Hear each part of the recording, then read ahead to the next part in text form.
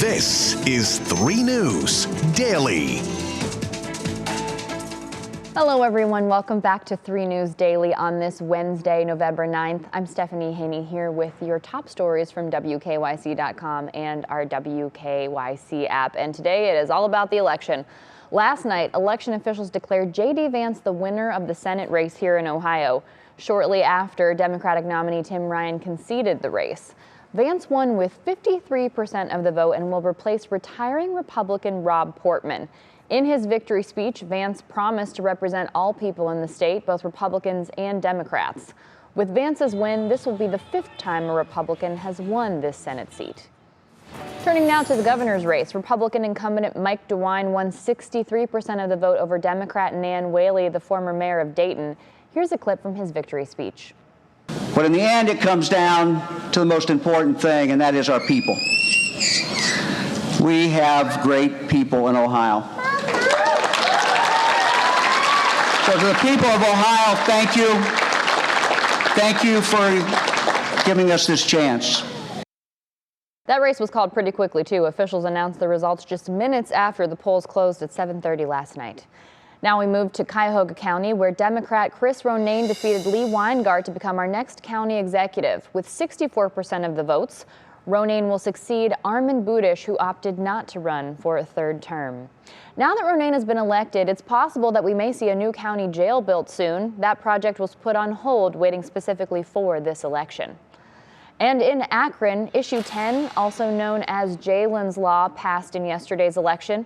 Nearly 62% of voters said yes to Issue 10, which will allow a citizen oversight board to review cases of police misconduct. This was in response to the police killing of Jayland Walker in June. Jayland's family says they are overjoyed and humbled that Issue 10 passed, and they're proud to belong to the Akron community. They also say this isn't the end of their efforts to hold the city accountable for Jayland's death. Now, we do have a full list of election results up on WKYC.com, and if you text the word results to 216-344-3300, we will send a link to that article right to your phone. And today, 2 men released from prison with the help of the Ohio Innocence Project are filing wrongful imprisonment lawsuits. Kenny Phillips and Michael Sutton spent nearly 15 years in prison for a crime that they did not commit. They were found guilty in a 2007 attempted murder case despite lack of physical evidence. Their convictions were overturned last year, and a retrial found not only that both men were not guilty, but also that they were denied fair trials. Now, in cases like this, people are generally entitled to around $57,000 per year that they were wrongfully imprisoned, plus any lost wages, costs, and attorney's fees. So in these cases, they're looking at a minimum of about $855,000 each in damages, but it could be a lot more. 15 years is a long time. And in downtown Cleveland's Warehouse District yesterday, a fire broke out on the 7th floor of the Bridgeview apartment complex. Now, thankfully, no one was hurt, but that fire damaged several units. The cause of the fire is still under investigation. And the National Weather Service has issued a red flag warning for our area. That means that we're at a high risk for fires right now. To break down exactly what that means, our Neil Fisher is on that story, and he'll have details for us tonight. All right, now we turn to sports. With the 2022 World Series in the books, all eyes in baseball are now shifting toward Aaron Judge's impending free agency. And while the Cleveland Guardians are not considered strong contenders to land this New York Yankees outfielder, you can bet now on their odds of doing so. Tuesday, DraftKings released betting odds for all 30 Major League Baseball's team chances of signing Judge in the upcoming offseason. And the odds here in Cleveland are 100-1, and that ties the Guardians with 17 other teams with the worst odds of signing Judge. By the way, he hit an American League record of 62 home runs this past season. So to quote Lloyd Christmas, so you're telling us there's a chance. Now, granted, that chance does include an implied probability of less than 1%. But with the Guardians here having the 3rd lowest payroll in all of baseball, that's according to Spotrac this past season, it isn't surprising that Cleveland is considered unlikely at best to sign Judge, who will probably get one of the largest, if not the largest, contracts in baseball history in the weeks ahead. That's following an MVP caliber 2022 campaign. Now, if you want to see the odds for all the teams, you can check those out on WKYC.com. That's from our sports analyst, Ben Axelrod. And if you're wondering when the free agency moves will be made, free agents are officially able to sign with new teams starting at 5 p.m. on Thursday, November 10th. And while we're talking baseball, we've got a quick update for you on third baseman José Ramírez. He had that right thumb surgery this morning. That was at Dayton's Kettering Health, and that was to repair a ligament injury that he suffered in June. He was playing injured for months and still as good as he is.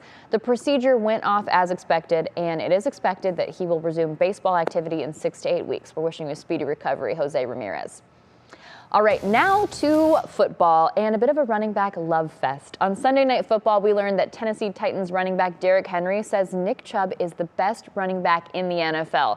Now, this happened when NFL play-by-play announcer Mike Tirico said on Sunday Night Football that he asked Henry, how's the best running back in the league doing? And then Henry answered, no, that's Nick Chubb, so you've got to ask Nick Chubb about that. Well, Chubb heard about it. He responded in interviews, and he says that Henry and New York Giants Saquon Barkley are the best running backs in the NFL. Love to see the love. All right, let's talk a little bit more about the Powerball lottery. You know, the rush to buy a ticket for that record-breaking more than $2 billion Powerball jackpot is over. But you should still check your tickets because it is possible that you did win some money. There were over 373,000 winners in Ohio alone. One ticket was a $1 million winner. That was sold at a get-go in Lakewood. There was one $100,000 winner, and there were 9 $50,000 winners. So check those tickets. And the next drawing, of course, is tonight if you're interested in playing. I think it's up to $20 million. I wouldn't be mad at $20 million. All right, now before we go here, let's ask you our question of the day. We've got a couple more November days in the 60s and the 70s today and tomorrow, so we want to know, how have you been taking advantage of this unseasonably warm weather? I am hoping on some long walks with the puppy dog, Oscar Wilde. I want to get out there as much as we can before it starts to get snowy and the ground's too cold for those paws of his. Let us know what you're doing. Post your comment on the WKYC Facebook page, and we will talk about it during What's New at 4 o'clock. All right, thanks for being here for 3 News Daily, this election recap edition. Remember, you can watch the show live during NBC News Daily. That airs every day on TV on 3 at 1 p.m., and we are on at 1:20 and 1:50 p.m. if you want to just, tune around for the local stuff. Thanks for being here. We'll see you back tomorrow with more 3 News Daily.